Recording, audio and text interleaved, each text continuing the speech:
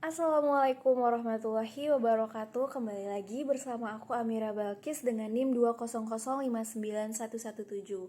Pada kali ini aku akan mempresentasikan materi di pertemuan ke-10 yaitu tentang komunikasi antar budaya. Nah, sebagaimana video ini dibikin untuk memenuhi tugas dari mata kuliah komunikasi bisnis yang pada saat ini materinya itu tentang komunikasi antar budaya.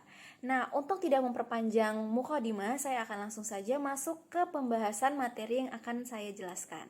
Untuk tidak berlama-lama lagi, langsung saja kita mulai ke videonya. Baik, sebelum saya masuk ke pembahasan materi, sebelumnya saya akan memperlihatkan terlebih dahulu sebuah gambar. Ini dia gambarnya, yaitu ada gambar tolak angin dan juga ada gambar brand Indomie. Yang mana kita ketahui kedua produk ini merupakan produk asli buatan Indonesia. Nah, yang menjadi pertanyaan apa sebenarnya hubungan gambar ini dengan pembahasan yang akan kita pelajari? Ada hubungannya, yang mana kedua produk ini menjadi salah satu dari banyaknya produk Indonesia yang bisa masuk ke pasar luar negeri, bisa masuk ke mancanegara. Nah, bagaimana produk Indonesia ini bisa masuk ke luar negeri? Hal itu bisa terjadi karena adanya komunikasi bisnis antar budaya. Nah, oleh karena itu, di pertemuan kali ini saya akan menjelaskan pengertian dari komunikasi antar budaya, kemudian apa sih pentingnya komunikasi bisnis antar budaya tersebut. Kemudian juga nantinya saya akan menjelaskan apa saja perbedaan-perbedaan yang ada di dalam budaya negara masing-masing. Nah, untuk itu dari gambar ini bisa kita lihat sama-sama, yaitu yang pertama gambar tolak angin ya. Itu keterangan gambarnya ada ekspor perdana tolak angin ke Filipina di tahun 2018. Nah, produk tolak angin ini bisa sampai ke luar negeri itu karena adanya pembelajaran komunikasi bisnis antar budaya tadi. Jadi pihak-pihak Indonesia sebagai pemasok sendiri tentunya harus memahami dan belajar tentang bagaimana mengkomunikasikan bisnis antar budaya. Nah, tentunya bagaimana itu bisa produk masuk ke luar negeri karena pihak kita yaitu Indonesia mau mempelajari budaya-budaya orang di sana. Yang mana kita ketahui ya, contohnya Filipina ini, orang Filipina itu ternyata juga sama seperti kita, teman-teman. Yang mana notabene orang-orang di sana itu dia untuk menjaga kesehatannya, untuk menjaga stamina tubuhnya, dia itu lebih condong untuk menggunakan obat-obatan yang herbal. Nah, salah satunya tolak angin ini kan juga herbal ya teman-teman. Jadi oleh karena itulah pasar dari tolak angin ini bisa diterima oleh orang Filipina di sana karena sesuai dengan budaya mereka. Kemudian yang kedua ada gambar Indomie. Di situ kita bisa lihat ya bahwa itu Indomie goreng tapi dengan bungkusan yang berbeda dan juga bahasa yang berbeda. Nah, itu dia. Ini bukan Indomie yang ada di Indonesia, teman-teman. Itu adalah Indomie yang berada di negara Arab Saudi. Nah, di situ kita bisa lihat kenapa ada perbedaan.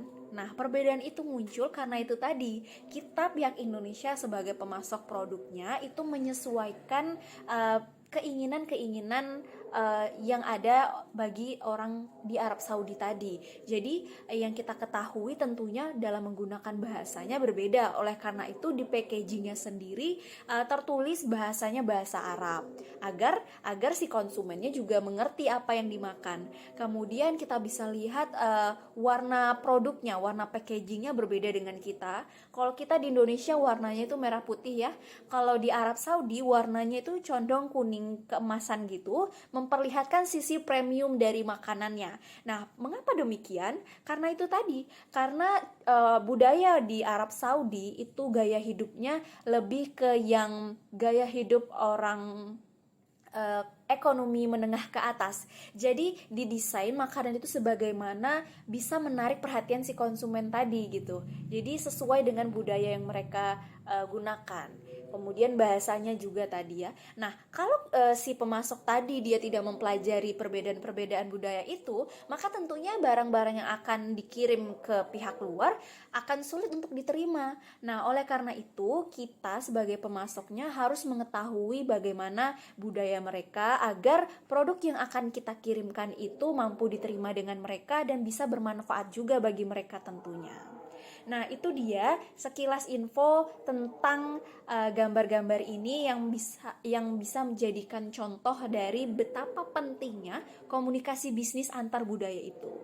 Nah, itu dia. Sekarang akhirnya kita bisa lanjut ke pembahasan materi yang pertama. Oke, pembahasan materi yang pertama itu saya akan menjelaskan pengertian komunikasi bisnis antar budaya tadi. Nah, jadi apa itu komunikasi bisnis antar budaya? Komunikasi bisnis antar budaya adalah komunikasi yang digunakan dalam dunia bisnis ya, yang mana menggunakan komunikasi baik itu berbentuk secara verbal maupun nonverbal dengan memperhatikan faktor-faktor budaya di suatu daerah, wilayah atau negara yang sebagaimana kita ketahui, setiap wilayah atau negara itu pastinya memiliki kekhasan budayanya masing-masing. Itu dia pengertiannya. Selanjutnya, apa sih pentingnya komunikasi bisnis antar budaya itu? Ada tiga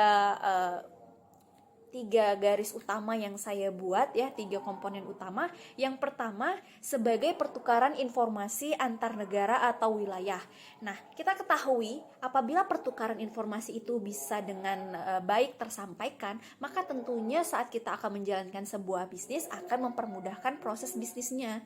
Kemudian yang kedua akan mempererat hubungan kerjasama antar negara. Nah, apabila kita sudah bisa memahami budayanya, bisa saling memahami begitu, maka tentunya hubungan kerjasama yang nantinya akan dibangun akan semakin mudah terjalin. Dan yang ketiga yaitu dapat memenuhi kebutuhan suatu negara atau wilayah. Nah, itu dia pentingnya komunikasi bisnis antar budaya yang sudah saya ambil menjadi 3 garis besar. Kemudian kita akan membahas tentang pengertian budaya. Nah, jadi menurut seorang ahli yang bernama Lehman, Hemstreet, dan juga Beatty, mereka mengungkapkan bahwa budaya itu adalah suatu sekumpulan pengalaman hidup yang ada dalam masyarakat, yang mana tentunya pengalaman hidup itu sangat banyak dan bervariatif bentuknya, ragamnya.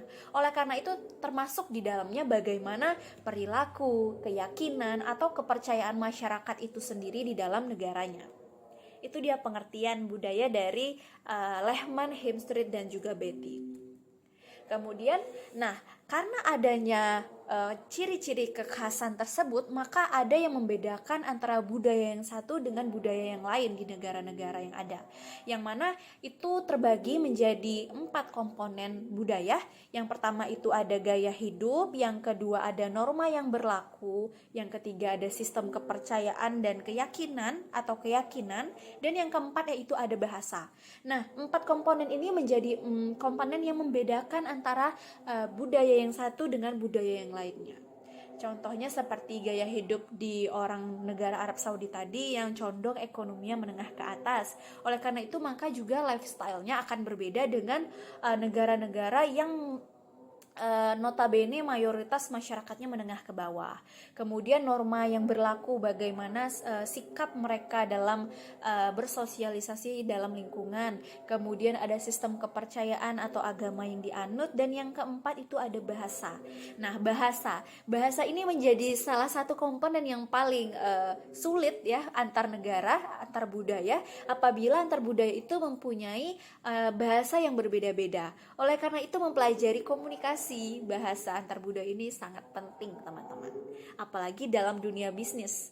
Baik teman-teman sekalian, itu dia pembahasan yang bisa saya sampaikan kepada teman-teman sekalian terkait materi dari komunikasi bisnis antar budaya. Saya harap apa yang sudah saya sampaikan ini bisa bermanfaat tentunya bagi diri saya sendiri dan juga bisa bermanfaat bagi teman-teman yang menyaksikan video kali ini. Saya akhiri, wabillahi taufiq wal hidayah. Wassalamualaikum warahmatullahi wabarakatuh.